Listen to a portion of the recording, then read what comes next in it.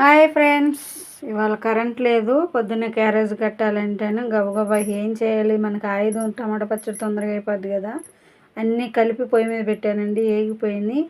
ఇక నూరుతున్నానండి రోట్లో వేసి. ఇదైతే కరెంట్ తప్ప కూడా పని ఉండదు, ఫోన్ లైట్ వేసుకొని చేసేస్తున్నాను.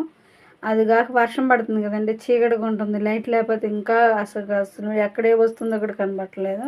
తొందరగా అయిపోయేది ఏంటి టమాటా పచ్చడి, టేస్ట్గా ఉండేది కూడా అదే కదా, అందరూ ఇష్టపడేది కదా. నేను గవ్వవేసి అది తొందరగా చేసేసానంటే అయిపోయింది. నూరేసాను. నూరినాక ఇక తీసేసుకుంటున్నామండి. Final touch